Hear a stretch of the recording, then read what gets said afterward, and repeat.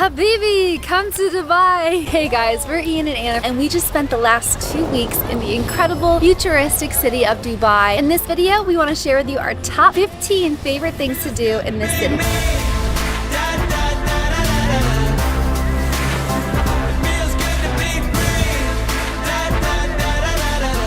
Let's start off with number 15, Miracle Garden. This 3-time Guinness World Record breaker is filled with 150 million flowers and is the perfect place for not only flower lovers, but also children. You'll notice just how family-friendly it is when you initially walk in and are greeted by 2 immaculate shrub stallions that serve as a gate to the rest of the majestic garden. There's endless fun things to see, including a Smurf village, a flower princess floating above her castle, and the world's biggest floral installation, which is that life-size replica of the Emirates airplane. As I'm sure you know, Dubai gets pretty hot, so we recommend coming as soon as it opens at 9 a.m. You only need to spend 1 to 2 hours to see everything you want, and if you have some extra time, you can head over to the world's largest butterfly garden that holds 15,000 butterflies. Coming up is number 14, Dubai Mall. The Dubai Mall is the largest mall in the world and is roughly the size of 200 football fields. It has more than 1,200 stores with every brand you could possibly think of and around 200 restaurants. You could definitely fill up an entire day here, especially because it's connected to the Burj Khalifa, and right outside its doors is the famous water show. Other mind-blowing things you could find here is an Olympic-sized ice skating rink, the world's largest indoor aquarium, and even a 150 million-year-old dinosaur which was discovered in Wyoming. If you're not a fan of crowds, avoid this area at all costs because it gets around 75 million visitors a year and can feel quite claustrophobic.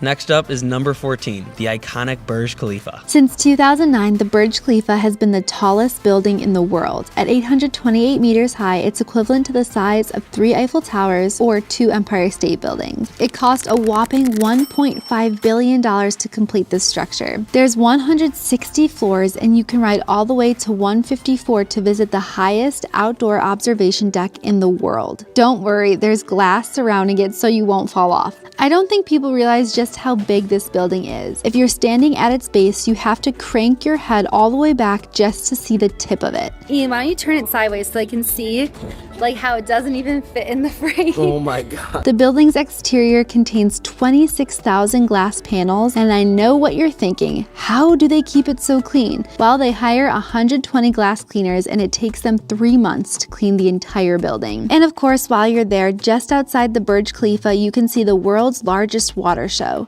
The Dubai Fountain was designed by a California-based company also responsible for the creation of the Bellagio fountains in Las Vegas. It was so cool taking in the water show from above on the observation deck and then seeing it again from the ground floor. The fountains dance every 30 minutes starting at 6 p.m. The Burj lights up in the background and is truly a sight to see. Apparently, this spot is also very cool at New Year's when there are fireworks shooting from the building combined with a truly sensational water show. Next, we have number 12, Museum of the Future. This has to be one of the coolest buildings we've ever seen, and it makes sense because its nickname is the most beautiful building on Earth. The symbolism behind it, though, makes it even more impressive. The building's circular form represents humanity, the green mound it sits on represents the Earth, and the void in the middle represents our unknown future. Wrapping the outside of the windows are 3 quotes from Sheikh Mohammed, who is the Prime Minister of the UAE and the ruler of Dubai. And these quotes in Arabic are his thoughts and vision for the city's future. The Museum of the Future officially opened to the public in 2022, so it's brand new, and that's why we couldn't even get a ticket to enter. We highly recommend you book online before arriving, so we'll make sure to put a link in the description below. Inside, you can expect to see the future of space travel, robots, innovation, and sustainability. Even if you can't enter the museum, you could still check out the lobby, which looks like you're walking into the future. It's an all-white room with spiral staircases, mesmerizing elevators, and a ceiling that glows up with more Arabic quotes. Personally, the best time to visit is at sunset, and when it gets dark, this entire structure glows in the night with the city shining all around it. Up next is number 11, the unbelievable Palm Jumeirah. There are 3 man-made islands off the coast of Dubai, but the biggest and most famous is the Palm Jumeirah. This palm tree-shaped island stretches 5 kilometers into the Arabian Gulf, and it's so massive that you can see it from space. To create this, they blasted 7 million tons of rock from a nearby mountain and dug up sand below the Persian Gulf. It cost $12 billion and took 6 years to build. The famous Atlantis stands at the front of the palm, and here you can have a full day of fun at the water park, which broke the world record for most water slides. We actually did spend a day here, and it was an absolute blast. I think if you have kids, this is the perfect spot to get some of their energy out. Definitely visit the Tower of Neptune first to go on the Leap of Faith, Atlantis' most famous water slide. If you're an adrenaline junkie and want to go skydiving, I don't know of many other places that you can skydive with a view like this one. This is actually the only way to see the palm from above other than taking a helicopter ride. Let us know in the comments below if you've gone skydiving in Dubai, because we would love to hear your opinion. Let's move on to number 10, rooftop bars and pools. Dubai is all about that go big or go home mentality, and they definitely didn't skimp out on rooftop pools and bars. Of course, Dubai holds 2 more records. First, it has the world's highest infinity pool, and second, it has the world's highest 360-degree infinity pool called Aura Sky Pool. The one we really wanted to visit was the Aura Sky Pool, but of course it was booked out for 2 weeks when we were there, so please make sure to book reservations far in advance. If you like to drink alcohol with city views, we have heard great things about Level 43 Sky Lounge, which is located on the roof of the Sheraton Hotel. This Sky Lounge overlooks Sheikh Zayed Highway, which is this famous road that connects all 7 Emirates in the UAE. It has an astounding 14 lanes, and during your time in Dubai, you will definitely spot supercars flying down this highway. Now on to number 9, the Dubai Frame. To be completely honest with you guys, at first I thought the concept of a gold-plated giant picture frame in the middle of the city was a little odd. I kinda didn't want to go, but then I found out what it symbolized. The Dubai Frame represents a connection between both the past and the present in this rapidly changing city. When you're at the top of the building, on one side you'll see old Dubai where everything began, and on your other side you're going to be seeing the most futuristic city in the world that has just been built in the last 40 years' time. When you walk outside that elevator, the floors are actually sensored, so when you step on them, they turn clear and you can see all the way to the ground below you. Even gave us a pretty good adrenaline rush stepping on those floors. Coming up, we have number 8, dune buggying. A trip to Dubai is not complete without visiting the sand dunes surrounding the city. We went on a safari tour that we'll talk about later in the video, but right now is all about dune buggying. We ended up choosing the cheapest 1-hour tour that we could find, which was $156 total for 2 people. That means each driver will get around 30 minutes behind the wheel, which was more than enough time for us. For our tour, we decided to get up bright and early one morning at 7 a.m. and head 1 hour to the sand dunes, which was the best decision. Not only is it less hot, but we had the entire tour to ourselves because no one wanted to get up that early. Just so you know, in Dubai, it's a law that you need a tour guide to lead you around the sand dunes, and at first I was super disappointed, especially because it started out really slow. Basically, at the beginning, the guide wants to feel out your driving skills, and once you are more confident, he definitely lets you go much faster. Just in case the tour companies run out of helmets with face masks, make sure to bring sunglasses so the sand doesn't spray in your face the whole time. Whizzing up and down the sand dunes was not only thrilling, but hilarious, because as the passenger, you never really know what your partner's gonna do. There are endless kinds of tour companies for everyone's budget, and with different high-speed dune buggies. I'll make sure to link a couple below for you guys. Next up is number 7, Hell's Kitchen. Now, if you haven't seen the short we posted on this, you should go watch it ASAP. You'll really understand my love for all things Gordon Ramsay. If you don't know what Hell's Kitchen is, it's a restaurant inspired from Gordon Ramsay's famous TV show, Hell's Kitchen. We've had the pleasure of eating at HK at Caesar's Palace in Vegas, and it was so good. Any chance we get to eat at it again, we take the opportunity. Oddly enough, this is his only Hell's Kitchen restaurant outside of the US. Everything is designed just like the TV show, where there's a red and blue team and they cook right in front of you. Our highly recommended dishes to you would be the burrata salad, followed by Gordon's famous beef Wellington, which is so freaking delicious, you have to get it. Just touch it. It's so raw, it's mooing. Off with you now. And finish with the best dessert we've ever had in our lives, the famous sticky toffee pudding. Ooh, my mouth is watering just thinking about it. Moving on to number 6, food tour. Let's be honest, food is the best part of travel. And that's why in every place we visit around the world, we always start our time with a local food tour. You not only get to try some of the best food during your trip, but you also get to make friends with locals that will teach you all about the culture. We met our tour guide Sandy in Dera, which is the heart of Dubai's Old Town. Here we strolled through the maze of narrow alleyways, passing by classic sandstone buildings and trying all sorts of dishes like camel gelato, falafel pitas, chicken shawarma, and much more. Then it was time to pass through the golden spice souks, where there were mounds of colorful spices and more gold than we've seen in our lives. Lastly, we crossed the Dubai Creek on traditional boats to visit Bur Dubai and have delicious meze platters and some fresh squeezed orange juice. Throughout our experience, Sandy was begging us to try the camel burger, but Anna had zero interest because that's her favorite animal. Of course, I'm willing to try a bite of just about anything, so Sandy brought us to the most famous spot for camel burgers. To be honest, I felt guilty the entire time because in this restaurant, you are surrounded by tons of cute camel artwork and wallpaper. Visiting the old town of Dubai was such a breath of fresh air, especially when you're surrounded by skyscrapers all day. Dubai. Now let's move on to number 5, jet skiing. Although you can jet ski anywhere in the world, there are very few places that offer as epic of a skyline as jet skiing in Dubai does. Within 1 hour, we were able to see the Burj Al Arab, the Atlantis, and the massive Dubai skyline with a Burj Khalifa in it. We booked a 1-hour session in the morning, and let me tell you, I don't think it was enough. We recommend going in the morning at 9 a.m. Not only is it a great way to wake up, but the waves are the calmest at that time. Even though sunset sounds like it would be nice and fun, the water gets super choppy and it's way more crowded, which allows you less room to go wild.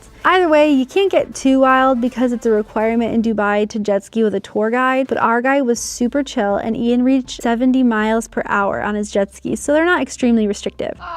Quick announcement. This entire trip and video would not be possible without our sponsor, Get Your Guide. Get Your Guide is a platform with over 65,000 experiences worldwide. Everything you see in this video was booked through their app. They offer tour guides, experiences, entrance fee tickets, and even skip the line opportunities just like the Burj Khalifa. We got to skip the entire massive line there. And they also let you cancel 24 hours before your tour starts and you get all your money back. Everything will be linked down in the description below, and we get a small little kickback so we can keep creating travel guides just like this one. Next up, number 4, Dubai Marina and Beaches. Dubai is probably one of the most well-rounded cities in the world. You have world record breakers for pretty much any category, beautiful architecture, old and new, deserts, and more fun than you could fill in a lifetime. But to have all this and be right next to the Persian Gulf with amazing beaches, you really can't beat it. Now, when visiting Dubai, you'll probably stay in one of 2 locations, either in the city center close to the Burj Khalifa or 25 minutes down the road near Dubai Marina. During our 2 weeks in Dubai, we split up our time and stayed 7 days downtown and 7 days in the Dubai Marina. And honestly, if we can go back, I would have spent more time near the marina.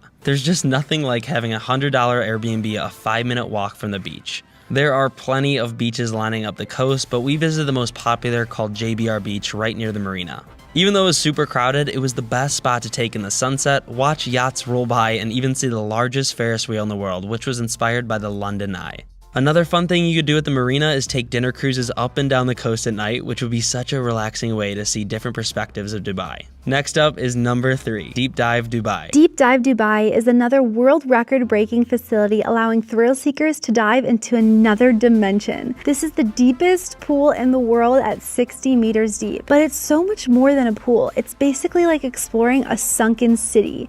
It seems like there are so many rooms and crevices filled with unique things to do. There's even a game room where you can play foosball or chess. That is like all my favorite things combined in one place. Deep Dive Dubai is the one thing I really wanted to do. Unfortunately, it's a bit expensive and it was all booked up while we were there. All the more reason to visit again though. Next up, number 2, Abu Dhabi. Even though this one isn't located in Dubai, an Abu Dhabi day trip is a must-do. Abu Dhabi is the largest emirate and also the capital city of the UAE. If Dubai is the financial and tourism hub, then Abu Dhabi is the oil capital. And that's because 96% of the country's oil is found in this one emirate. Right now, to visit Abu Dhabi, you need a COVID test, but most tour companies will help you set one up at your hotel beforehand. After driving an hour and a half from Dubai to Abu Dhabi, you can first stop at the Louvre Museum. If you haven't noticed, Dubai likes to copycat a lot of famous landmarks around the world, and they went over the top for the Louvre. Just for the name itself, the UAE paid France $500 million for a 30-year contract.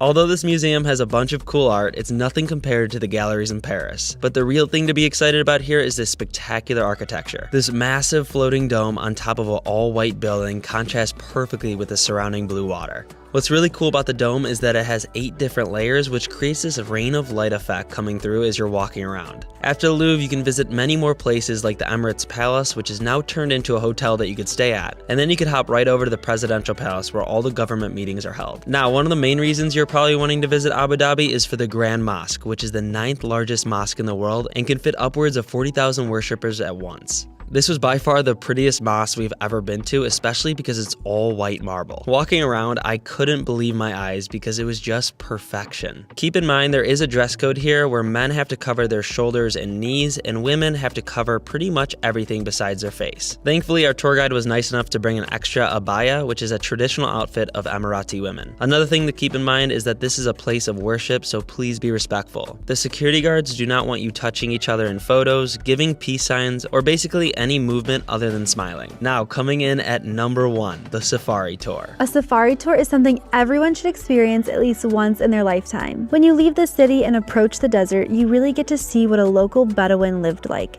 Bedouins are nomadic Arab tribes who have historically inhabited the desert regions. Although there aren't many native Bedouins left in the UAE, their traditions are passed down and celebrated with visitors. If you have a layover or just a short amount of time in Dubai, you should definitely book a desert safari tour. Here's everything that's included. First, you'll get picked up from your accommodation. It's about an hour drive to the desert, and the first thing offered is camel riding. Although we skipped the camel riding, we did get to say hi to some baby camels. After all, they are my favorite land animal. Next, we rode in a G-Class vintage Mercedes throughout the sand dunes, which was so much fun. It was a total vibe, especially once the most beautiful sun began setting. Along the ride, we spotted wild gazelles and even the incredible Arabian oryx. The Arabian oryx were so cool, I can't even describe it. These are the official animal of the UAE, and their extremely long straight horns will truly blow you away. When you're done adventuring, you'll head back to camp for a delicious feast including all of the best Middle Eastern foods like hummus, tabbouleh, fattoush, lamb, and finally you'll end the night with some traditional dancing and fire shows. I absolutely love nights like these, and I can't recommend doing a desert safari tour enough. And that is a wrap. Make sure to like and comment on this video so it gets pushed out to travelers just like you. We actually have 2 more videos you could watch on Dubai in this playlist right here. Right now we are in Bali for the next month and a half, and we're gonna have tons of videos on that, so make sure to subscribe so you always get notified.